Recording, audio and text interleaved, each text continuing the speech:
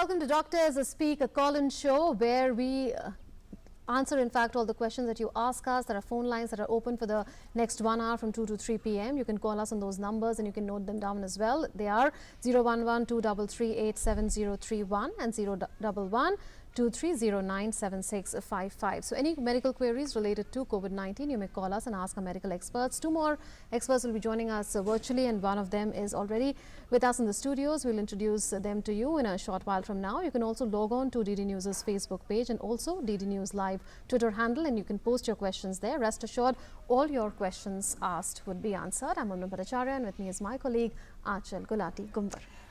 शुक्रिया मुनमुन। तो इस शो में जिसे हम डॉक्टर स्पीक बोलते हैं, लगातार जिस तरह से कोविड-19 से जुड़ी अगर आपके मन में कोई भी संशय है, कोई सवाल है, लगातार डॉक्टर्स का पैनल हमारे साथ यहाँ जुड़ता है और आप उनसे पूछ सकते हैं सवाल। और साथ ही साथ लगातार इस मंच के माध्यम से हम आपसे अपील करते हैं, स्टे होम स्टे सेफ, क्योंकि वही एकमात्र उपाय है सोशल डिस्टेंसिंग, जिसके जरिए कोविड-19 को भारत से बाहर खदेड़ने में हर एक भारतीय की भूमिका हो जाती है अहम। जिस तरह से मुनमुन ने कहा कि लगातार हमारे साथ गेस्ट का पैनल जुड़ा हुआ है, मेरे साथ मेरे लेफ्ट साइड पर जुड़ी हूँ doctor Rupali Malik, associate professor medicine VMMCC and Safdarjung hospital. Doctor Rupali, बहुत बहुत स्वागत है आपका हमारे इस खास शो पर। और हमारे साथ डॉक्टर रविकांत जुड़े हुए हैं, स्काइप पर मौजूद हैं, डायरेक्टर एम्स ऋषिकेश, और डॉक्टर GC खिलानी जुड़े हुए हैं, farmer head of department pulmonary medicine AIIMS. आप सभी डॉक्टर्स का बहुत बहुत स्वागत है हमारे इस खास कार्यक्रम डॉक्टर स्पीक में। Absolutely. So let's get started now. And there's good news that's coming in from the Health Ministry. If I can come to you, Dr. Malik, on this, that the recovery rate, as the Health Ministry says, has been rising progressively. It's now a little above the 25% mark. It was 13% 14 days back, and so that's the kind of progress that India has made. Even if you look at the doubling rate was 3.4 days pre-lockdown, and that has also improved significantly. It is now 11 days. That's the national average, and there are several states doing better than the national average as well. So how do you look at India's trajectory so far in the fight against COVID-19? What do these statistics reveal to you? Yeah, India has done extremely well in its fight against COVID-19. Even if we look at in comparison with the best of the developed countries, the best of the health care systems like in the US, we have done it extremely well, extremely well. The government has always put forward its best foot. It is endorsing every possible step to curtail this COVID-19, and we are already successful in whatever we have done till now. We have improved our doubling time tremendously from 3.5 days to more than 11 as of now as a national average, and just you now mentioned that there are many places which are doing even better than the national average.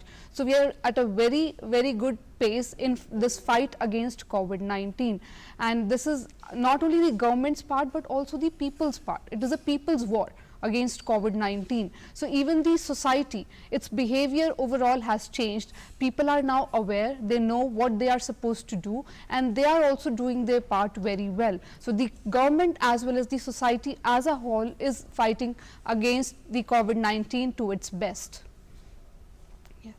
और साथ ही doctor Rupali, जिस तरह से लगातार हम इस बारे में भी कई बार सुनते हैं, समझते हैं कि कहीं ना कहीं वी ऑल आर करियर्स, क्योंकि हम लोग बाहर हैं, बच्चे जो हैं वो हमारे घर पर हैं, और ये जो सिम्टम्स होते हैं वो शो नहीं होते। तो इसके लिए एहतियातन अगर हम देखें तो हम क्या कर सकते हैं? Because we are all part of essential services और हम बाहर निकलते ही हैं और हमें काम करना ही है। बिल्कुल बिल्कुल, जैसे कि मैं खुद एक हेल्थ प्रोफेशनल हूँ, एवरी डे में I have to step out of my house, I have to go to the hospital.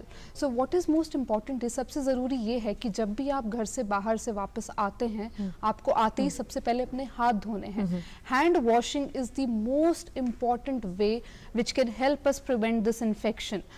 55% of prevention is done by simply hand washing. So आधे से ज़्यादा prevention जो आप इसके against कर सकते हैं वो केवल hand washing के द्वारा की जा सकती है। तो सबसे important चीज़ जो आप करेंगे, आप जब भी अपने घर के बाहर से घर वापस आते हैं, सबसे important चीज़ है हाथ धोना। उसके बाद आपको अपने कपड़े बदलने हैं, अगर पॉसिबल है तो नहा लेना है, अगर आप पॉसिबल है तो आप नहा लें, कपड़े बदलें, कपड़ों को धोएं, उनको धूप में सुखाएं, ये बहुत ज़रूरी है। Repeatedly we have been telling this on this very platform itself that the most important way of fighting back this infection or preventing it is to stay hygienically. So it is very important कि हम साफ सुथरे स्वच्छ रहें, स्वस्थ रहें. तो स्वच्छता ही सबसे important माध्यम है हमारे लिए इस बीमारी से लड़ने का. Absolutely. Dr. Malik, there are questions that have already started coming in on social media.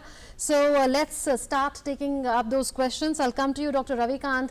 One question on social media that has come in is how much time the human body takes to create antibodies against the COVID-19 virus. Once infected by the same, as antibodies based testing will rely on the formation of antibodies only. And perhaps the person who's asking the question has taken a cue from what the Health Ministry said yesterday, that antibodies creation does take time, and a question that was asked on rapid testing diagnostic kits. So any answer to this, Dr. Ravikant, that you would like to give us?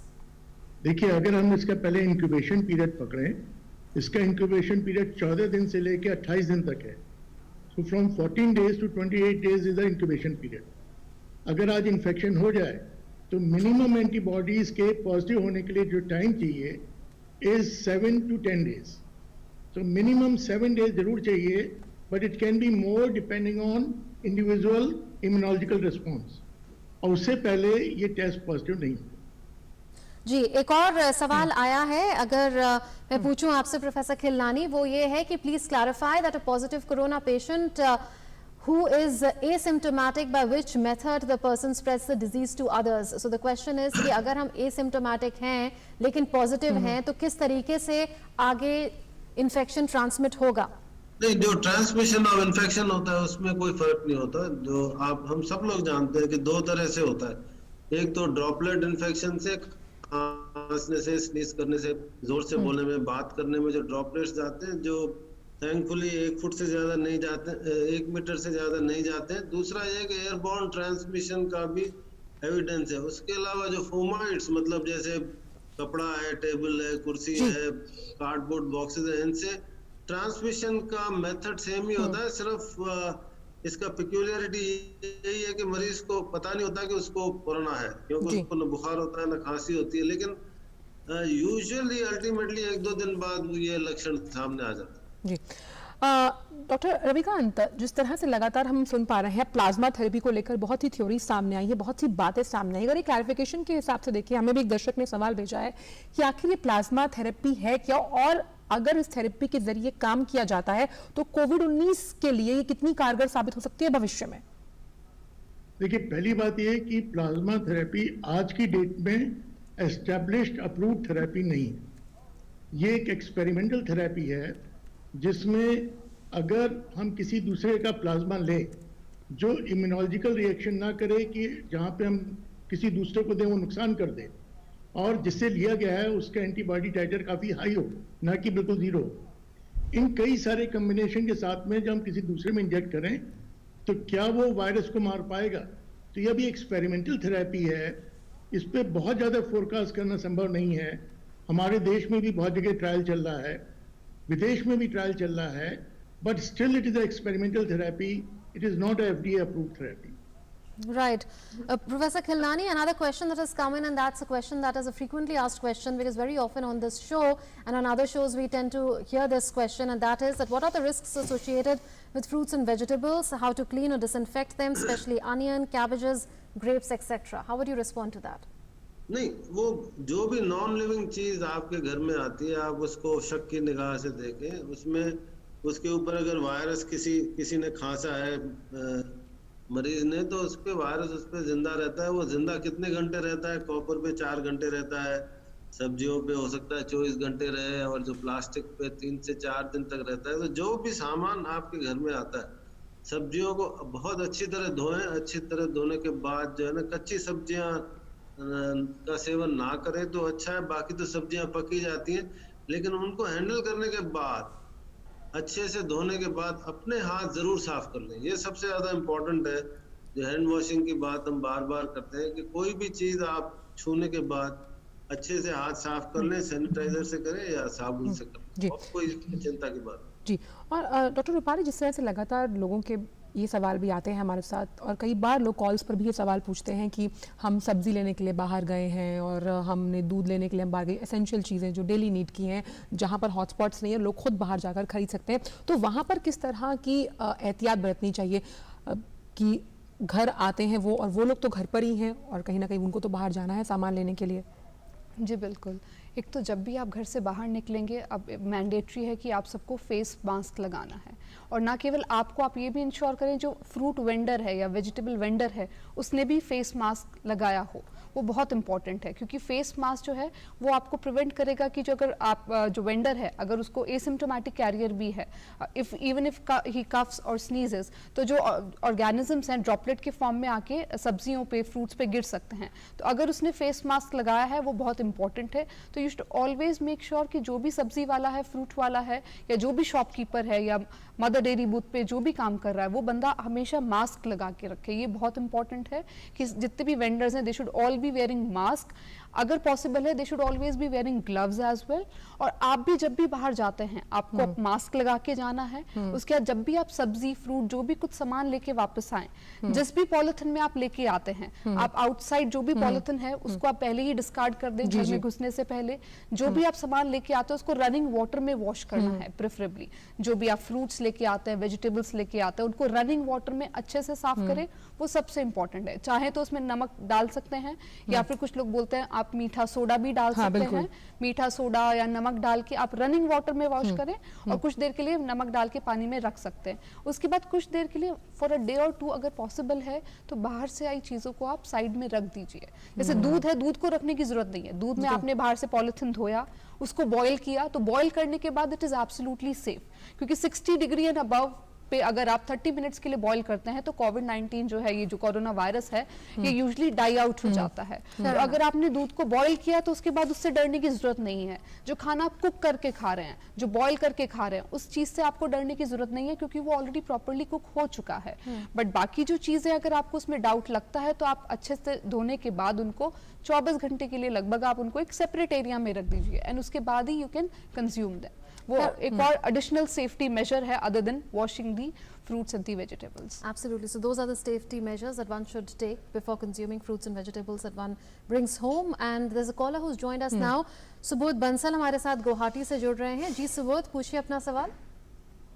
ये कहना चाहता हूँ कि आप लोग जो हाथ धोने का जो बताते हैं वो तो ठीक है सर, लेकिन क्या है कि आप लोग टैप को धोने का नहीं बताते हैं, उसमें साबुन लगा के धोने का। जी, आप कह रहे हैं कि जिस टैप से पानी आता है उसको धोने का नहीं बताया जा रहा है, ये बोल रहे हैं आप? हाँ जी, हाँ जी। Okay, would you like to respond to that, Dr. Ravikant? देखिए, हम लोग को जो आदत है ऑपरेशन थिएटर में, वो सब के सब या तो सेंसर बेस्ड होते हैं या नी या फुट ऑपरेटर होते हैं। लेकिन हम लोग के जो रूटीन सब जगहों के यहाँ टैप लगे हुए हैं, ये सेंसर बेस्ड बहुत कम जगह लगे हुए हैं, अधिकतर में वो भी लगे हुए हैं। इसको स्टील पे हमें टाइम को याद करते हुए कि कितने टाइम वायरस रह सकता है, इसको भी उसी तरह से साबुन के साथ में धोना चाहिए जैसे कि आप अपने हाथ को धोते हैं। जी। और हमारे साथ दूसरे कॉलर भी जुड़े हुए हैं हरियाणा से, ओम प्रकाश चौटाला जुड़े हुए हैं। ओम प्रकाश जी, पूछिए अपना सवाल। मैं नमस्कार जी, धन्यवाद, आभार करता हूँ जी। चलो, आज तक हमने जो भी किया प्रयास के रब से किया, संभावना समझ के किया और अच्छा ही हुआ जितना भी हमें प्रोग्रेस मिली। तो मैं अब ये बात पूछना चाहता हूँ, जैसे H1N1 का वायरस था वो हमने अच्छी प्रकार कंट्रोल भी कर लिया था, और उसका कंट्रोल करना भी आसान है, यानी प्रिकॉशन ही है जैसे इसकी प्रिकॉशन है। तो क्या इसमें एक बात मैं और जोड़ना चाहता हूँ, मैं भी एलोपैथी का मैं तो प्रशंसक हूँ, पेशे से मैं किसान हूँ। एक बात मैं और जोड़ना चाहता हूँ, सोशल डिस्टेंसिंग में यदि हम सरसों के तेल के नेशे लेते हैं, यानी तो वो एक मतलब बड़ा अच्छा है, काम करता है। यानी कोई भी वायरस है, जैसे वो देखा गया कि टीबी के विषाणु है या H1N1 के विषाणु है या आम फ्लू के विषाणु है, वो जल्दी से प्रवेश नहीं करते। तो क्या इसमें भी ये काम करने की संभावना है? और दूसरा ये कि इसका और अंतर H1N1 इसमें कितना एक अंतर है, कृपया इस पर प्रकाश डालें। आपका हृदय से आभार। और एक बात और कहना चाहता हूँ। हेलो जी, पूछिए, बोलिए। एक बात मैं और कहना चाहता हूँ, H1N1 में भी देखा गया है कि जितना हम धूल से बचे, जितना हमने बार 4-5 बार अपना हाथ दिन में रुमाल बदलना, अपने बेड की चादर बदलना, और जितना हमने दिन में पानी अच्छी मात्रा में पिया, तो H1N1 को जल्दी कंट्रोल में हम कर पाए। तो इस पर आप इसमें भी इतनी प्रिकॉशन लें तो यदि मेरे लगता है कि इस Right. So Professor Khilnani, would you like to respond to this? जी चावला जी, हमें आपने पूछ लिया है अपना सवाल। Let's get an answer to what you are saying. Hindi में बताइएगा। प्रोफेसर खिलनानी, वो ये कह रहे हैं कि जो प्रिकॉशंस H1N1 के दौरान बताए जाते थे, क्या वही प्रिकॉशंस कोरोना वायरस के लिए होने चाहिए? H1N1 तो फ्लू वायरस था, वो ज्यादातर ड्रॉपलेट इन्फेक्शन से ज्यादा फैलता था, हालांकि वो भी फोमाइट से फैलता था, लेकिन दोनों की कंटेजियसनेस में फर्क है और हर वायरस की एक साइकिल होती है। और ये जो जो फ्लू वायरस होता है वो सदियों से दुनिया में चला आ रहा है, वो हर साल आता है और हर साल जाता है, हमें उसके बारे में पता है, हम उसको कंट्रोल कैसे करना है वो भी पता है। लेकिन ये कोरोना वायरस है, ये नॉर्मली इंसानों में नहीं होता। सिर्फ ये 2 मर्स और सार्स जो आउटब्रेक्स हुए थे 2002 में और 2013 में, उसके बाद ये कोरोना वायरस नहीं था। तो कोरोना वायरस के जो कैरेक्टरिस्टिक्स होते हैं वो बिल्कुल फ्लू वायरस से अलग होते हैं, तो इसको H1N1 से कंपेयर करना नहीं चाहिए। हालांकि दोनों वायरल इन्फेक्शन होते हैं, दोनों लंग्स को अफेक्ट करते हैं जी। तो H1N1 को कंट्रोल करने में ज्यादा मुश्किल नहीं हुई और बहुत ज्यादा ये वो पेंडेमिक का रूप उसने नहीं लिया था। ये वायरस ने पेंडेमिक का रूप ले लिया है, इस वजह से ये चिंताजनक है। दूसरा, इसकी कंटेजियसनेस बहुत ज्यादा है, मतलब इसकी जो एक व्यक्ति अगर ये कोरोना वायरस, अगर आप सोशल डिस्टेंसिंग जी, जी। इनके अंदर 406 मरीज पैदा हो जाते हैं जी। उसको आप मल्टीप्लाई करते करते जाएं तो आप देखो अमेरिका, इटली और इनमें क्या हाल हुआ है। तो इसलिए उससे प्लीज आप कंपेयर ना करें, और इसके लिए जो भी सावधानियां बरतनी है वो आपको बहुत अच्छी तरह से पता है, और भारत सरकार और सारी जी। दुनिया लगी हुई है इसको जी कंट्रोल में। बिल्कुल, लगातार डॉक्टर्स हमारे साथ जुड़े हुए हैं, लेकिन लगातार कॉलर्स भी हैं हमारे साथ। पिंक सिटी जयपुर से चंद्र कुमार जुड़े हुए हैं। चंद्र कुमार जी, पूछिए अपना सवाल। मैं चंद्र कुमार बोल रहा हूँ। मेरा क्वेश्चन ये है कि जैसे हम बैंक से पैसे लेके आते हैं या जी। किसी से पैसे लेते हैं, तो उस पे कोरोना के वायरस आ सकता है क्या? डॉक्टर रूपाली, हाँ, ये क्योंकि कई बार होता है कि कई लोग डिजिटल हम ट्रांजैक्शंस करने के लिए लगातार इस मंच के माध्यम से कहते हैं, लेकिन आपको बैंक भी जाना पड़ता है, तब ऐसी स्थिति में क्या किया जाए? करेंसी एक पोटेंशियल सोर्स हो सकता है, इसीलिए चाइना में वहाँ पे वो they had even destroyed their currency to an extent. वो जो उनका पेपर करेंसी था वो डिस्ट्रॉयड ऑल्सो। यहाँ पे हम क्या प्रिकॉशन ले सकते हैं? अगर पॉसिबल है तो आप डिजिटल ट्रांजैक्शन करिए, नहीं पॉसिबल है तो आप क्या कर सकते हैं, जो भी आप करेंसी एक्सचेंज कर रहे हैं उसको 5 से 6 घंटे के लिए या तो धूप में सुखा दें, या फिर कुछ लोग बोलते हैं पेपर रख के, कपड़ा रख के उसको प्रेस से आप कर सकते हैं। बिकॉज हमने देखा है कि हायर टेम्परेचर्स पे it is expected at very high temperature 60 degree and above for half an hour or so the virus will get killed. So इसलिए या तो आप उसको धूप में सुखा सकते हैं 5 से 6 घंटे के लिए, या फिर प्रेस कर सकते हैं कपड़ा या कुछ न्यूज़पेपर रख के उसके through. So I think this can be done. Okay. Professor Khilnani, another question that has come in on social media handles of DD News is that if once you get COVID-19 and you have recovered from it, that means you're having immunity, then how can you get infected again? So there are many questions that are often asked, that one gets infected, one gets recovered, builds immunity, then how does one relapse? ये अभी हमें पता नहीं है, इस virus के character हमें पता नहीं है कि यूजुअली जो वायरल इन्फेक्शन में सोचा जाता है कि एक बार जब इन्फेक्शन हो गया तो एंटीबॉडीज IgM और IgG इम्यूनिटी डेवलप हो जाती है और फिर से इन्फेक्शन नहीं होता है कई सालों तक, कई बार लाइफ लॉन्ग। लेकिन कोरोना वायरस में हमारे पास कोई प्रमाण वैज्ञानिक या क्लिनिकल नहीं है कि री इन्फेक्शन नहीं होता है। हम अपने नॉलेज से और कॉमन सेंस से ये कह सकते हैं कि शायद फिर से इन्फेक्शन कोरोना वायरस से नहीं होगा। लेकिन जैसे फ्लू वायरस होता है, फ्लू वायरस हर साल म्यूटेट कर जाता है। अगर उसकी एंटीजेनेसिटी जिसको हम कहते हैं, अगर कोरोना वायरस के अगर म्यूटेशन हो जाएगा तो फिर वो इन्फेक्ट कर सकता है, लेकिन इसके बारे में अभी हमें कोई ज्ञान नहीं। Fair enough, yeah. और साथ ही डॉक्टर रूपाली, जिस तरह से हम बात करते हैं, क्योंकि हमने एसिम्प्टोमेटिक करियर्स की भी बात की और साथ ही साथ वो लोग जिसमें सिम्टम्स हैं, लेकिन क्या कोई एसिम्प्टोमेटिक व्यक्ति जिसमें सिम्टम्स नहीं नज़र आ रहे, क्या वो अपने थूक से या पास रहने से वो डिजीज़ यानी उसे ट्रांसमिट कर सकता है? ये सवाल हमारे पास आया है। जी बिल्कुल कर सकता है। यही एक थोड़ा सा अभी हमारा एक क्योंकि विषय है। हम समझ नहीं पाएंगे बिल्कुल उस चीज़ को। इसीलिए universal precautions, standard precautions, universal या स्टैंडर्ड प्रिकॉशंस का मतलब है आपको हर समय हर व्यक्ति के साथ उनको फॉलो करना है। आपको हर किसी को as a potential source of कोविड-19 इन्फेक्शन की तरह ही ट्रीट करना है। आप जिससे भी संपर्क में आते हैं, भले आपका फैमिली मेंबर हो, आपका नेबर हो या कोई फ्रूट वेंडर हो, कोई भी हो, जिससे भी आप संपर्क में आ रहे हैं, आपको ये मान के चलना है कि उस व्यक्ति को कहीं ना कहीं हो सकता है कोई कोविड-19 का इन्फेक्शन हो, सिम्टोमेटिक हो या एसिम्टोमेटिक हो। इसीलिए हमें standard precautions of infection prevention and control को हमेशा फॉलो करना है। एंड स्टैंडर्ड प्रिकॉशंस में क्या चीज़ें आती हैं? हैंड हाइजीन और hand washing practices, then cough etiquettes. Cough etiquette is very important. That means अगर आपको खांसी है या आप छींकते हैं, उस समय आपको हमेशा अपने मुंह को और नाक को कवर करके रखना है।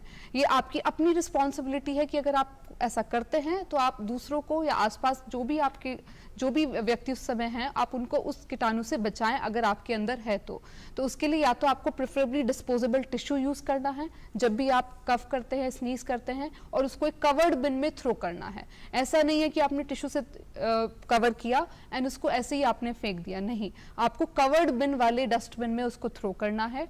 उसके अलावा या तो आप हैंकी भी यूज़ कर सकते हैं, पीस ऑफ क्लॉथ यूज़ कर सकते हैं, बट उसको आपको चेंज करते रहना, वॉश करते रहना। ऐसा नहीं है कि आपने 2 दिन तक सेम हैंकरचीफ आप यूज़ कर रहे हैं या पूरे दिन के लिए आप सेम हैंकरचीफ यूज़ कर रहे हैं, नहीं, उसका कोई पर्पस नहीं सर्व होगा। तो आपको फ्रीक्वेंटली चेंज करना है अपना हैंकी। अगर कुछ भी नहीं पॉसिबल है तो you have to cuff it out in a flexed elbow, never with the front portions of your hand. जैसे यूजली हम लोग की टेंडेंसी होती है, हम छींकते हैं तो हम अपने फ्रंट पोर्शंस ऑफ हैंड से we tend to cover our nose and mouth, but वो हम नहीं करेंगे, क्योंकि अगर ऐसा करते हैं तो जो भी ऑर्गेनिजम्स जो निकलेंगे हमारे सिक्रीशंस में वाइल वी आर कफिंग और स्नीजिंग, वो हमारे हाथों पे आ जाएंगे। उसके बाद हम जो भी सरफेस टच करेंगे, those organisms will move on to those surfaces. और जैसा कि हम जानते हैं कि कुछ सर्फेसेस पे, जैसे स्टील, प्लास्टिक, ग्लास, उस ऐसे सरफेस पे ये वायरस 3 दिन तक भी रह सकता है या उससे ज़्यादा भी। तो ये बहुत इंपॉर्टेंट है, अगर आप 3 दिन पहले भी कहीं छींक के गए हैं तो उस सरफेस पे ये वायरस रह सकता है। इसलिए इंपॉर्टेंट है कि एक तो ये इस तरह के जो भी सरफेस है जिनका हाई कॉन्टैक्ट सरफेस है, इलेक्ट्रिक स्विचेस हैं, लिफ्ट के जो बटन्स होते हैं, या जो भी आपके जो पब्लिक प्लेसेस के जो भी इस तरह के डोर नॉब्स होते हैं, they should be frequently disinfected with sodium hypochloride 1% at least twice a day or 3 times a day. Okay, so 8 to 12 hourly you should be disinfecting these high contact surfaces. This is again very important, and always maintain a physical distance of 1 to 2 arms. This is again important. So these are the universal precautions, the standard precautions of infection prevention and control, which we have to follow at all times and with every other person around us. So hand hygiene, cuff etiquettes, and the social distance. Absolutely. So those are the precautions that you've outlined. You're saying they're universal in nature. Everyone should exercise those precautions. Also, wearing face masks is extremely important because there are cases of asymptomatic carriers, which the question was all about.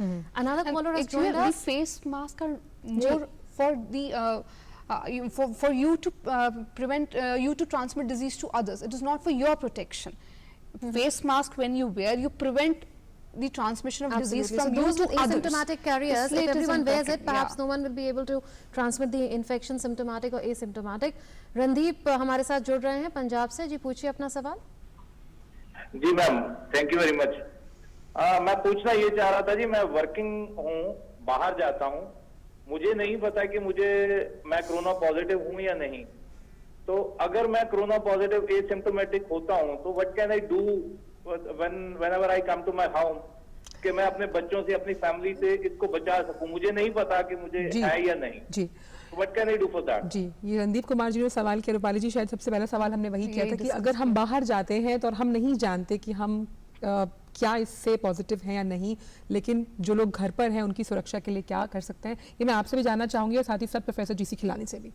जी बिल्कुल, जैसे कि पहले भी कहा था, अगर आप बाहर से वापस आते हैं तो आपको इमिडिएटली सबसे पहले आते ही अपने हाथ धोने हैं, अपने कपड़े बदलने हैं, उनको धोना है, नहा सकते हैं तो नहा लीजिए, वो बहुत अच्छा रहेगा।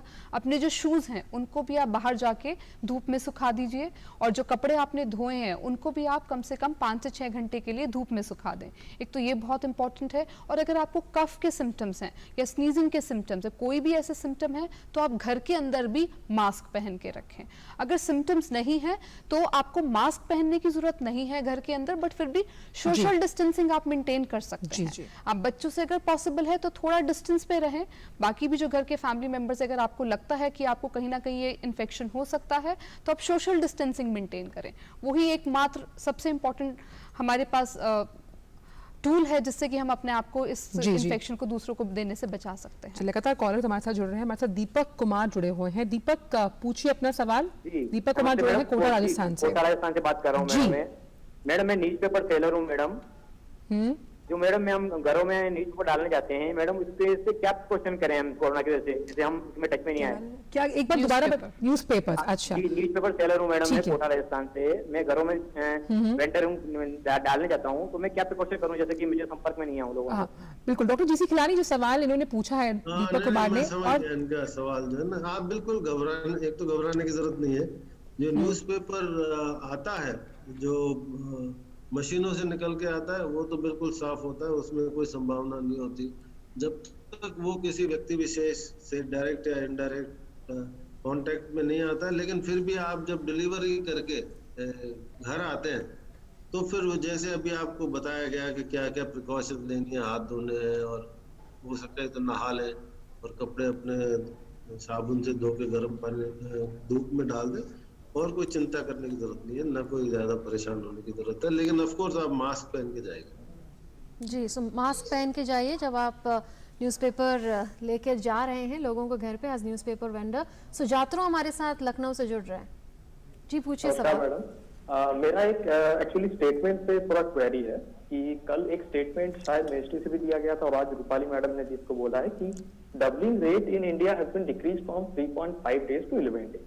जी now my question is that कि मैडम शायद मेरे लेवल के हिसाब से अगर नॉर्मल मैथमेटिक्स देखा जाए तो कोई भी अगर टोटल फिगर कम है और infection rate is nearly about same और स्लाइटली इंक्रीजिंग, देन जो इनिशियल फिगर है उसमें शायद आपका डबलिंग रेट कम लगेगा, और जितनी आपकी फिगर बढ़ती जाएगी उसके हिसाब से आपका डबलिंग रेट बढ़ता जाएगा। शायद suppose if number of infection per day is 200, then from 200 to 400 it will take just 1 day, and for 400 to 800 it will take 4 days, and 800 to 1600 it will take 8 days. So what जी। does it mean that कि doubling Sujatro rate ji, is जहाँ increasing तक doubling rate का सवाल है, आपको पता है कि प्री लॉकडाउन 3.4 डेज था। इसका मतलब ये कि डबल होने में केसेस को 3.4 डेज लगते थे। अब डबलिंग रेट जो है वो 11 दिन का हो गया है। इसका मतलब ये कि अब 11 दिन लगते हैं केसेस डबल होने में। प्रधानमंत्री ने अपने पहले ही जो एड्रेस टू द नेशन था उसमें समझाया था कि केसेस जो हैं वो बहुत जल्दी डबल हो रहे हैं। अगर पहले 10 दिन लगते थे तो उससे अब काफी कम दिन लग रहे हैं as far as global scenario is concerned. इसलिए ये एक बहुत बड़ा अचीवमेंट है। हेल्थ मिनिस्ट्री इसको बार बार एम्फसाइज कर रही है। आप बताएंगे doctor Ravikant, how do you respond to that? देखिए, अगर एक बीमारी आपकी 3 दिन में डबल हो और एक आदमी 400 लोगों को बीमारी दे रहा है, तो इसका मतलब 3 दिन में 800 लोगों को बीमारी लग गई। और इसी तरह से अगर आप हर 3 दिन में कैलकुलेट करते जाएं तो एक एक्सपोनेंशियल ग्रोथ है, ये लीनियर ग्रोथ नहीं है। उसी तरह से अगर एक बीमारी 12वें दिन में डबल हो रही है और उसके बाद वो 24वें दिन में डबल हो रही है, तो जो टोटल एक्सपोनेंशियल ग्रोथ है कि 400 और लोग इन्फेक्ट हुए 12वें दिन में, and so on, that difference is very dramatic. तो इस बात को समझना पड़ेगा कि अगर डबलिंग रेट ज़्यादा आ रहा है, इसका मतलब बीमारी स्लो ग्रोइंग है। अगर डबलिंग रेट फास्ट है तो बीमारी ज़्यादा मलिग्नेंट है, ज़्यादा इन्फेक्टिव है, ज़्यादा खतरनाक है। ये बात बड़ी एक सिंपल मैथमेटिक्स की है। जी। और लगातार कॉल्स हमारे पास आ रहे हैं। हमारे साथ मध्य प्रदेश से राजेश सिंह जुड़े हुए हैं। पूछिए राजेश, सवाल अपना। हाँ जी, मैं ड्यूटी करता हूँ बाहर, प्राइवेट जॉब करता हूँ मैं। जी जी, मैं प्राइवेट जॉब करता हूँ। तो जैसे मैं बाहर जाता हूँ तो मैं किसी भी चीज को हाथ नहीं लगाता हूँ जी। और ड्यूटी करके मैं आ जाता हूँ, किसी भी चीज को हाथ नहीं लगाता हूँ, नहीं कहीं बैठता हूँ मैं। और 2-3 घंटे तक मैं बाहर रहता हूँ, 4 घंटे तक। तो मेरे को फिर भी क्या कोई खतरा हो सकता है क्या? डॉक्टर जी सी खिलानी, ये सवाल लगातार हमारे साथ कॉलर्स पूछ रहे हैं कि जो लोग बाहर जाते हैं, भले ही कम देर के लिए हो या ज्यादा देर के लिए एक्सपोज्ड है, तो उनके लिए किस तरह की प्रिकॉशंस ली जानी जरूरी है, क्योंकि घर पर जो लोग हैं वो तो घर पर ही हैं। हाँ, लेकिन ये बहुत डिटेल में मैडम ने भी बता दिया था। जी जी जी। आप ये सोचते हैं कि आपने कहीं छुआ नहीं, लेकिन हवा के संपर्क में आते हैं। और यूजुअली ये जो अंग्रेजी में कहते हैं इनएडवर्टेंट होता है, कहाँ कहीं आपने छू लिया, किसी ने आपको छू लिया, किसी के कपड़े से आप टच में आ गए, तो मेरी सलाह ये रहेगी कि चाहे आप कितनी जो एहतियात बरतते हैं किसी भी जगह ना छूने में, वो बहुत बहुत ही अच्छी बात है, लेकिन फिर भी आप घर आके वो जो आपको बताया गया, हाथ धोना, नहाना, कपड़े अपने भिगो के साबुन से धो लेना, धूप में सुखा देना, उनको फॉलो करेंगे और जूतों को भी साफ करके बाहर रख देंगे तो बेहतर होगा। इस समय ये करना जरूरी है, बहुत ज़रूरी है। और ख़ास तौर पर अगर देखा जाए डॉक्टर रविकांत, इस तरह के भी सवाल हमारे पास आते हैं कि क्योंकि हम जानते हैं कि बाहर सर्विसेज बंद है, लेकिन जो लोग घर पर खाना नहीं बना सकते, उनके पास सुविधा नहीं है और वो बाहर से किसी तरह लेते हैं खाना, तो किस तरह के प्रिकॉशंस उनको लेनी चाहिए? क्योंकि अभी हमने कई केसेस ऐसे देखे जब डिलीवरी दी गई पिज्ज़ा की तो कोरोना पॉजिटिव कई लोग हो गए, तो ऐसे में किस तरह से हम प्रिकॉशंस के साथ काम कर सकते हैं? देखिए, as far as that case, pizza वाली आप जो बात कर रहे हैं, वो जो दे जा रहा था वो तो पॉजिटिव था, लेकिन जिनको मिला वो पॉजिटिव रेट ऐसा सिग्निफिकेंट बिल्कुल नहीं है। जी। वो नॉर्मली को ये एक इंडिकेट करता है। मेरा ये मानना है कि जो आप भोजन ले रहे हैं, हमेशा हम लोग इस तरह के कंटेनर में लेते हैं जिसमें एक इनर लेयर होती है, एक बाहर की लेयर होती है। जो हम लोग के नॉर्मली फूड के जो कैरियर हैं, उसमें एक टिफिन ऐसा होता है कि अंदर एक अलग चीज होती है, बाहर अलग होती है। तो अगर आप बाहर वाले को छोड़ दें और अंदर वाले को निकाल के खाना खा लें, और बाहर वाले के लिए जैसा अभी सब लोगों ने बताया उसकी उसी तरह से चिंता करें कि उसको वॉश करना है, ये करना है और उसके बाद करें। बट बेसिकली अगर आप अंदर का खाना निकाल लें पूरे, जिसमें कि स्टील के पूरे बॉक्सेज आते हैं, तो your tiffin is design that way कि आपको बाहर का छूने की जरूरत नहीं है। जी, There's another caller who's joined us. Shubham has joined us from Indore in Madhya Pradesh. जी शुभम, पूछिए सवाल। हेलो जी शुभम, सवाल पूछिए अपना। मैम, मेरा एक सवाल था। जी पूछिए, आपकी आवाज हमको आ रही है। कोरोना वायरस की कई फैमिली होती है, जो मैंने सुना था कि कोरोना वायरस 7 या 8 फैमिली में डिवाइड है अपने इसमें। तो जब भी अपन कोरोना वायरस का जब कोई चेकअप होता है तो सुनने में आया कि कोरोना वायरस के कुछ 7 फैमिली मेंबर होते हैं। सुना था कि कोरोना वायरस 7 फैमिली मेंबर में डिवाइड है जी। इसमें सबसे ज्यादा घातक कोविड-19 है। तो जी। जब अपनी कोरोना जांच होती है, इसमें 7 में तो कोई भी कोरोना पॉजिटिव आया था तो रिपोर्ट पॉजिटिव ही आती है। रूपाली, किस तरह से, क्योंकि इस तरह की बातें आती हैं कि ये कौन सी फैमिली से हैं, लोग ज़्यादा से ज़्यादा इंटरनेट पर सर्च करने की कोशिश करते हैं और ये जो थ्योरीज होती हैं ये कई बार कंफ्यूजिंग भी हो जाती हैं किसी आम इंसान के लिए। देखिए, कोरोना वायरसेस जो हैं वो बिल्कुल नई चीज़ नहीं है। They exist since 1960s. For more than half a century we have already had them. And उसकी बहुत सारी families होती हैं, अल्फा, बीटा, गामा।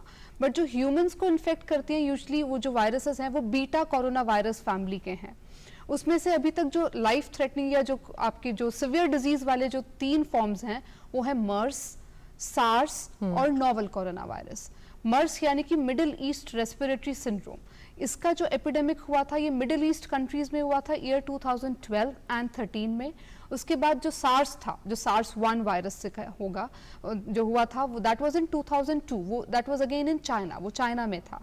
अब है नोवल कोरोना वायरस, जिसको कि पहले हमने नोवल कहा पर बाद में देखा गया कि जो सार्स वायरस था जिसने कि सार्स 1 किया था ये उससे काफ़ी सिमिलर है, तो इसको अब हमने सार्स कोरोना वायरस 2 का नाम दे दिया है। तो this is quite similar to the virus which caused SARS epidemic in 2002 in China. ठीक है, अब बात यह है, ये आप बोल रहे हैं कि अगर एक वायरस हो गया उससे पॉजिटिव आएगा तो क्या सबसे पॉजिटिव आएगा? ऐसा नहीं है, क्योंकि जो RT-PCR जब टेस्ट करते हैं उसमें जीन सीक्वेंसिंग करते हैं तो उसमें एग्जैक्टली जीन्स को देखा जाता है। तो ऐसा नहीं है किसी और फैमिली के कोरोना वायरस से अगर आप इन्फेक्ट हुए होंगे तो आपको ये वाला कोरोना वायरस का टेस्ट पॉजिटिव आ जाएगा।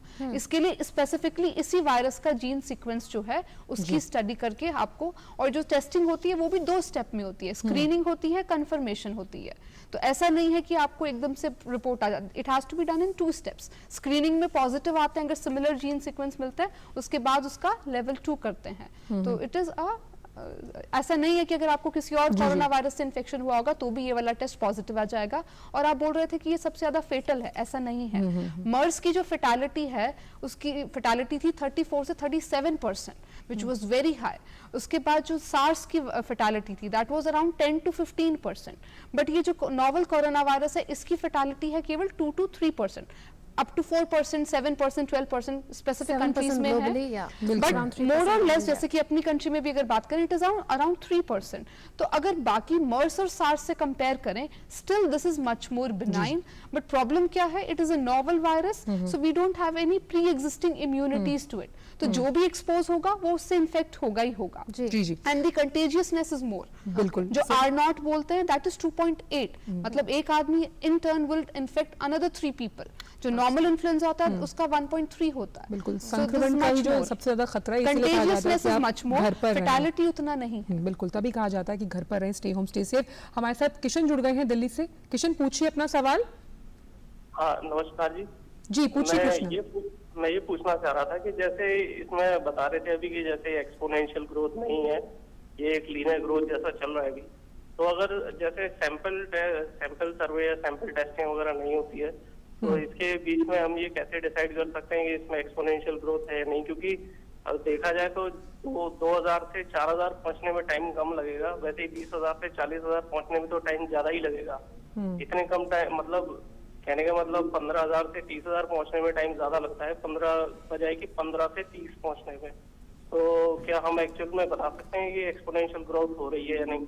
जी कृष्णा जी, जब 1 महीना हुआ था लॉकडाउन का, तो हेल्थ मिनिस्ट्री ने एक विस्तृत में प्रेस कॉन्फ्रेंस करके समझाया था कि कैसे जो कोविड-19 का ग्राफ है भारत में वो लीनियर है और एक्सपोनेंशियल नहीं है. और एक कंपैरिजन भी आ चुका है गवर्नमेंट स्टैटिस्टिक्स के हिसाब से कि कैसे बाकी कंट्रीज से इंडिया जो है उनका ग्राफ काफ़ी लीनियर है और जो कर्व है वो फ्लैटन हो रहा है.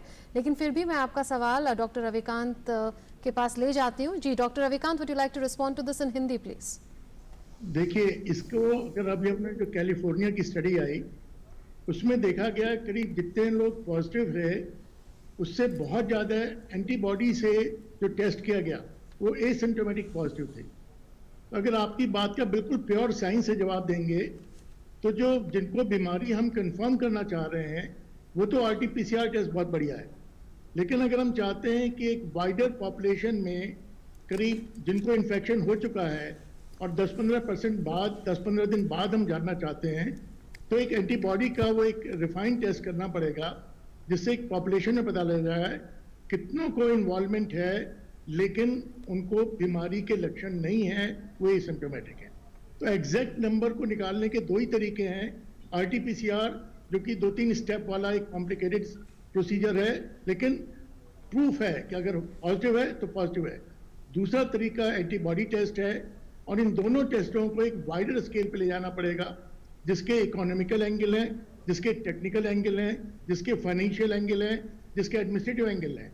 एक बड़ी पॉपुलेशन में एक अलग नजरिया है, स्पेशली जहां मनी लिमिटेड है. Dr. Rupali, there's another question that's come in on social media, and that is that what precautions should be taken by the person who's dealing with public cash at metro stations? Metro stations are shut as of now, but whenever they resume, if and when the lockdown is relaxed going forward, the person perhaps is dealing with public cash at metro stations would want to know the kind of precautions he or she should take. Yes, they can wear gloves. Okay, so one way of protecting yourself will be to wear gloves. And whenever you remove, even when you're wearing your gloves, never touch the front portions of your face, mouth, nose or eyes. This is very important. आपने gloves पहने हैं या नहीं पहने, अगर आप पैसे छू के अपने मुंह, नाक, आंख को छुएंगे तो इन्फेक्शन ट्रांसमिट होगा. अगर आप ऐसा नहीं करेंगे तो आपको सीधा करेंसी नोट से इन्फेक्शन ट्रांसमिट नहीं हो जाएगा. तो बहुत इंपॉर्टेंट है, एक तो आप ग्लव्स पहने, और ग्लव्स पहने या नहीं पहने अपने मुंह के ये सब एरियाज को ना छुएं, ये बहुत इंपॉर्टेंट है. रिस्ट वॉचेस, इस तरह की चीज़ें जो आपकी रिंग्स होती हैं, ऐसी कोई भी चीज़ ना पहने क्योंकि इन पे फोमाइट्स जो हैं ज़्यादा समय तक रह सकते हैं. आप हाथ वॉश भी कर लेंगे बट फिर भी रिस्ट में, रिंग्स में ये सब चीज़ें रह सकती हैं. तो ऐसी कोई भी चीज़ ना पहने एंड फ्रीक्वेंटली हैंड वॉश करते रहें. अगर आपको कैश से डील करना भी है तो आप ग्लव्स पहने, बट उसके बावजूद भी आपको हैंड वॉश करते रहना है, और ग्लव्स पहने भी आप सैनिटाइजर का प्रयोग बीच में कर सकते हैं. So I think that will be the most important way of protecting yourself from getting infected if you are dealing with the currency, public currency in general. There's another caller who's joined us. Krishna Prasad has joined us from Sikkim. Yes, Krishna, please ask your question. Yes, नमस्ते ma'am. जी पूछिए सवाल. Ma'am, Sikkim एक ऐसा राज्य है जहाँ अभी तक कोविड का कोई केसेस नहीं है. Sikkim is only one zero COVID cases in India, madam. जी सवाल पूछिए। हाँ मैडम, यहाँ का जो हमारा मौसम जो है सिक्किम का थोड़ा कोल्ड वेदर है ना मैडम यहाँ का, और जी। ऐसे में हमको कैसा खाने से पंकज चाहिए madam?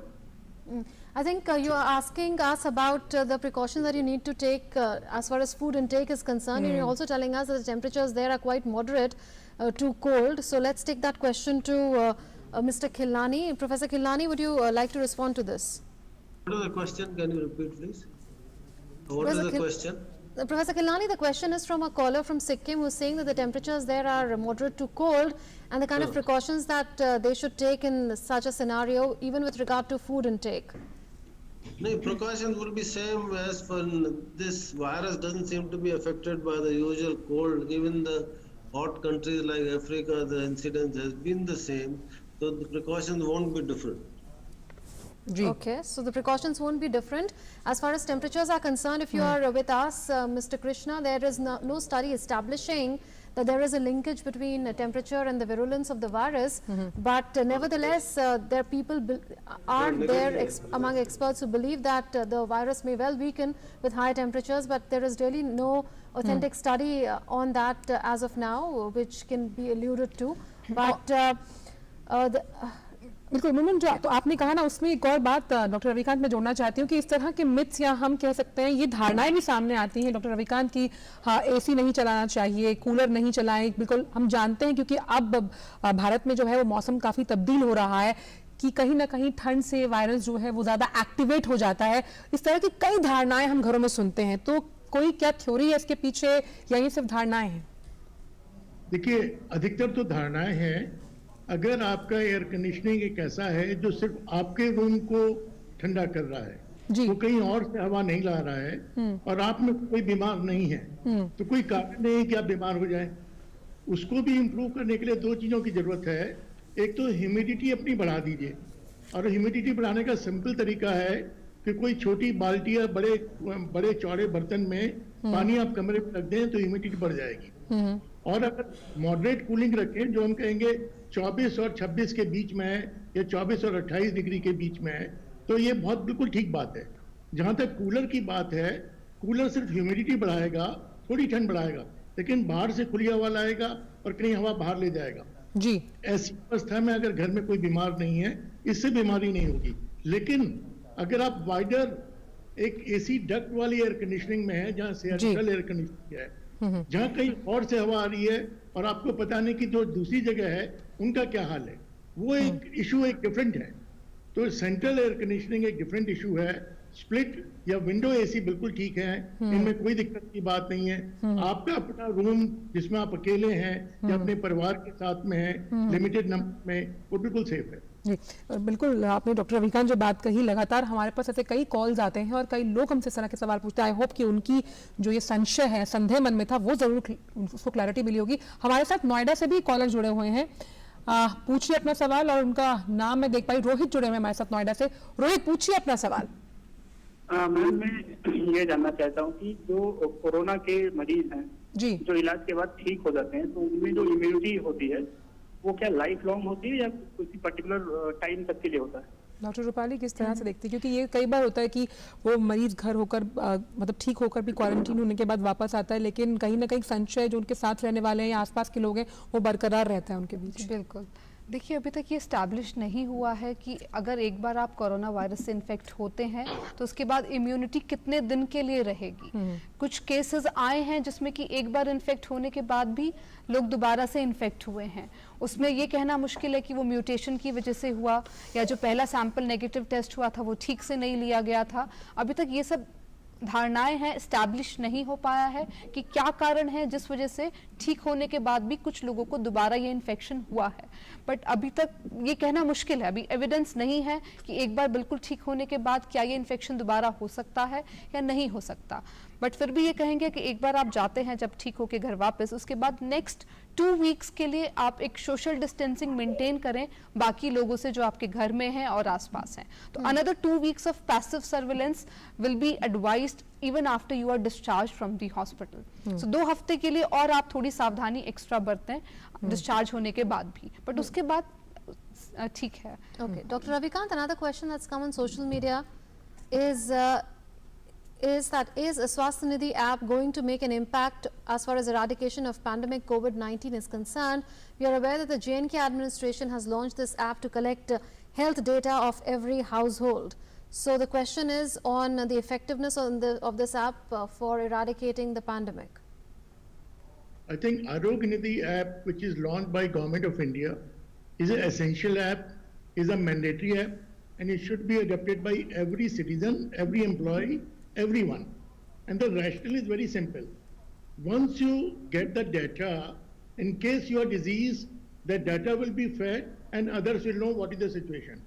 Then it tells you in the morning, are you safe? Are you in an orange or a red line? If you are in an unhappy line, then you are supposed not to go anywhere, stay home. Second thing, it also analyzes your own health data in a very simple language, in an effective language. That what is the risk factor, it tells you so sensibly. And third thing, it also calls for, in case you are a health worker, are you willing to volunteer? I think it's a beautiful app. It must be employed by everyone, and it is almost like a mandatory thing now. Absolutely. So as far as Arogya Setu app is concerned, you must download it, operationalize it so that you are safe, others are safe. And the question was on the Swasthya Nidhi app, which has been launched by the J&K administration. So if surveyors come to your home, make sure that you give them the right information that is for your protection and for the protection of the entire community. और क्योंकि हम बात कर रहे हैं उन्हीं सभी एहतियातन जो कदम हमें उठाने चाहिए कोविड-19 से लड़ने के लिए, तो डॉक्टर रूपाली एक और कदम जो लगातार हम हमेशा कहते हैं और आयुष मंत्रालय की वेबसाइट पर भी है और हम लगातार अपने बुलेटिन्स में इस शो के माध्यम से भी कहते हैं, वो है प्रतिरोधक क्षमता को बढ़ाना, यानी कि इम्यूनिटी। तो जो इम्यूनिटी है उसको बढ़ाने के लिए किस तरह से हम काम कर सकते हैं, और खास तौर पर जो बच्चे हैं उनके लिए और जो बुजुर्ग हैं उनके लिए। जी बिल्कुल, जैसे बच्चे और बुजुर्ग दोनों ही हाई रिस्क, बिल्कुल हाई रिस्क है, बिल्कुल एल्डरली खास तौर पे।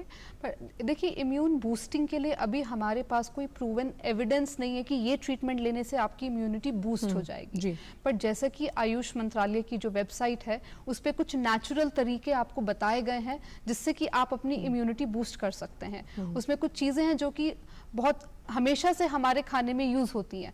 आप गार्लिक का यूज़, कोरिएंडर का यूज़ और बाकी जो तुलसी का यूज़ है ये सब करें। हल्दी दूध यानी कि गोल्डन मिल्क, यूएस में आजकल गोल्डन मिल्क के नाम से हल्दी दूध बहुत फेमस है और इंडिया में शायद लोग उतना हल्दी दूध का यूज़ नहीं कर रहे हैं। तो अब we should come back to our roots, तो we should always use these natural ways of healing our self. तो आप हल्दी दूध लें, आप ये जो जिंजर है, तुलसी है, कोरिएंडर है, इन सब चीज़ों का अपने खाने जो कि रूटीनली भी हम लोग करते हैं वो करें। योगा करें, मेडिटेशन करें, रेगुलर एक्सरसाइजेस करें, ये बहुत इंपॉर्टेंट है। एक पॉजिटिव माइंडसेट बहुत इंपॉर्टेंट है कि आप अपनी इम्यूनिटी को बूस्ट करें। अगर आप डिप्रेस्ड फील करेंगे, एंग्शियस फील करेंगे तो आपकी बॉडी अच्छे से फाइट नहीं कर पाएगी। तो बहुत इंपॉर्टेंट है कि हम हमेशा सतर्क रहें, सजग रहें, सही चीज़ों को फॉलो करें। आप जो मिथ्स हैं उनके जाल में ना फंसें, जो फॉल्स इन्फॉर्मेशन है उनमें ना फंसें। केवल जो आपकी गवर्नमेंट ऑफ इंडिया की वेबसाइट है उस पर जाएँ, जो भी आपको डाउट्स हैं वहाँ से क्लियर करें, ये बहुत इंपॉर्टेंट है। फॉल्स इन्फॉर्मेशन का आप कुछ भी सोर्स ना यूज़ करें और बहुत जेन्युइन चीज़ें फॉलो करें। और बाकी जैसे आप बोलते हैं कि मेडिटेशन, योगा, ये बहुत इंपॉर्टेंट है। और बाकी गोल्डन मिल्क एंड ऑल जो भी आप आयुष की वेबसाइट पे आपको और भी कुछ चीज़ें मिलेंगे, कुछ हर्बल टीज हैं, कुछ डिकॉक्शंस हैं जो कि उसमें मेंशन किए गए हैं कि आप वो लें तो वो आपके लिए अच्छा रहेगा। So you can visit the Ayush Ministry's website and take down the kind of precautions that you need to take. Professor Khilnani wanted to come in at one point in time earlier. No, it's fine. I just wanted to say something about the recovery from ये जो corona virus है, हालांकि हम कहते हैं कि जब शुरू होता है उसके 14 दिन बाद नेगेटिव हो जाता है, लेकिन एक स्टडी चाइना से आई है जिसमें देखा गया है कि 42 डेज तक करीब 3% केसेस में RT-PCR पॉजिटिव हुआ है। तो जो आइडियल सिचुएशन होती है उसमें ये होता है कि जब बुखार शुरू हुआ उसके बाद करीब 14 दिन बाद 2 बार RT-PCR अगर नेगेटिव है, वो भी 24 घंटे के गैप पे करें, तभी हम कह सकते हैं कि ये पर्टिकुलर पर्सन अब नॉन कंटेजियस हो गया है। अगर वो पॉजिटिव होता है तो उसको रिपीटेडली करना पड़ेगा जब तक वो 2 बार उसके टेस्ट नेगेटिव नहीं आते, क्योंकि तब तक वो उस वायरस की शेडिंग चलती रहती है और उसकी वजह से उसके परिजनों को और सबको खतरा होता है, तो उसको क्वारंटाइन या आइसोलेशन में रहना पड़ेगा। इसका फ्लिप साइड इज दैट ये भी सोचा गया है कि ये जो पॉजिटिव आता है ये डेड वायरस की वजह से आता है, लेकिन जब आरटीपीसीआर पॉजिटिव आता है तो it should be presumed to be live virus, क्योंकि अगर इसको प्रिज्यूम नहीं करें, because there is no test for the viral cultures which is not done routinely to find out whether it is a dead virus. So what I want to send the message was कि 14 दिन का जो समय है ये sacrosanct नहीं है। जब RT-PCR नेगेटिव आ जाए 2 बार तभी हम उसको नेगेटिव कह सकते हैं। तो ये 21 दिन भी चल सकता है, 28 दिन भी चल सकता है, 35 दिन भी चल सकता है। जी बिल्कुल. So twice the RT-PCR test need to come negative for a person to get the confirmation that the person has totally recovered or cured. And there's another caller who's joining us. Paramjit हमारे साथ जुड़ रहे हैं पटियाला से. जी परमजीत, पूछिए अपना सवाल. नमस्कार दोस्तों, बहुत अच्छा प्रोग्राम है जो सभी के लिए बहुत बेनिफिशियल है. तो मैं पूछना चाहती हूँ कि जो ये प्रॉब्लम है, जो ये इन्फेक्शन है इसका कोविड-19 का, ये कितने दिन में ठीक हो जाता है? जब कोई पेशेंट आता है ट्रीटमेंट के ड्यूरिंग ट्रीटमेंट कितने दिन लगते हैं इसको ठीक होने के लिए? और एक मैं ये पूछना चाहती हूँ, फॉरेन कंट्रीज में डेथ रेट बहुत ज्यादा है और हमारे इंडिया में जितने इन्फेक्टेड है उसमें से थोड़ा रिकवरी ज्यादा हो रही है. इसका रीजन क्या है? और जो लोग, कुछ लोग हम देखते हैं कि पुलिस वाले हैं जैसे रोड पे होते हैं, उनके क्या सभी के टेस्ट हुए होते हैं क्योंकि वो आम पब्लिक के रिलेशन में आते हैं. और कुछ लोग ऐसे पुलिस वाले ही जैसे किसी का कोई बर्थडे मना रहे हैं या किसी के मैरिज एनिवर्सरी के लिए केक लेके जा रहे हैं, क्या वो जो केक वगैरह बनते हैं वो उससे कैसे पता चलेगा कि जो बनाने वाला वो इन्फेक्टेड नहीं है? ये बहुत चिंता का विषय. मैं इन बातों पे सवाल चाहती हूँ sir. Thank you so much. जी जी जी परमजीत, आपने काफ़ी सारे सवाल पूछ लिए हैं. रविकांत जी, अगर आप जल्दी से इन सारे सवालों का जवाब दे दें. एक तो ये पूछा था कि ट्रीटमेंट टाइम कितना लगता है इंडिया में, इंडिया कैसे बाकी कंट्रीज से बेहतर कर रहा है अगर हम रिकवरी की बात करें, और क्या जो कोविड वॉरियर्स हैं जैसे सिक्योरिटी पर्सनल हैं, डॉक्टर्स हैं, ये क्या सारे टेस्टेड होते हैं जो आपके पास टेक अवेज लेके आते हैं, खाना लेके आते हैं, जो केक्स वगैरह बनाते हैं बेकरीज में, क्या वो टेस्टेड होते हैं? कैसे जाना जाए कि वो इन्फेक्टेड हैं कि नहीं? देखिए 95% लोग बिल्कुल ठीक हो जाएंगे. अभी आपको जो रिकवरी टाइम लग रहा है या रिकवरी रेट लग रहा है, इसके लिए समय चाहिए. 90% लोगों को कुछ नहीं होगा कोरोना इन्फेक्शन होने के बावजूद भी, और जिनको नहीं हुआ इन्फेक्शन उनको तो चिंता की बात नहीं है. पहली बात तो ये है. दूसरी बात ये है, रिकवरी टाइम जो है हम लोगों ने देखा है ये 15 दिन से लेकर 45 दिन तक गया है. लेकिन अगर आप आईसीयू या एक एडिशनल केयर में रहे तो ये टाइम लंबा भी चला गया है. तो इस पे डिपेंड करता है आप एसिम्प्टोमेटिक रहे हैं, सिम्प्टोमेटिक हैं, हॉस्पिटल असिस्टेंस की जरूरत है, आईसीयू की जरूरत है, वेंटिलेशन की जरूरत है. पांचों कैटेगरी में रिकवरी टाइम बिल्कुल अलग अलग है. जहां तक बाहर से सामान लाने की बात है, अगर हम ये मान के चलें कि हमने आउटर कवरिंग को अपना एक संभाल लिया और इनर उसको बिल्कुल ठीक कर लिया तो बिल्कुल आप सेफ हैं. जहां तक हेल्थ वर्कर और फ्रंट लाइन वर्कर की बात है, इनमें से जो भी सिम्प्टोमेटिक होते हैं उन सबका टेस्ट होता है. एसिम्प्टोमेटिक का टेस्ट नहीं होता है, लेकिन अगर किसी तरह का भी संशय होता है उन सबका टेस्ट होता है. जी डॉक्टर खिलानी, जिस तरह से लगातार हम बात करते हैं कि हम अभी पब्लिक ट्रांसपोर्ट तो है नहीं जो हमें जिसको इस्तेमाल करें, लेकिन लगातार जो लोग खुद की गाड़ियों से ऑफिस जा रहे हैं, ऑफिस से आ रहे हैं या ऑफिस उनको गाड़ियां प्रोवाइड कर रही हैं, उसकी सैनिटेशन को लेकर किस तरह के प्रिकॉशंस बरतने की जरूरत है? नहीं, इससे पहले जो एक मैडम ने बहुत इंटेलिजेंट क्वेश्चन पूछा कि जो लोग वॉरियर्स हैं, उस पर थोड़ा ऐड करना चाहता हूँ. जी जी. जैसे हॉस्पिटल की बात करें, जैसे हॉस्पिटल में जो भी health care workers, doctor, nurses, sweepers, orderlies, जो भी किसी मरीज से एक्सपोज हो जाते हैं, बीमार नहीं होते वो, अगर एक्सपोज हो जाते हैं उनको क्वारंटाइन कर दिया जाता है. क्वारंटाइन का मतलब होता है कि वो एक कमरे में अलग रहेंगे और अपने आप को किसी से भी एक्सपोज नहीं करेंगे.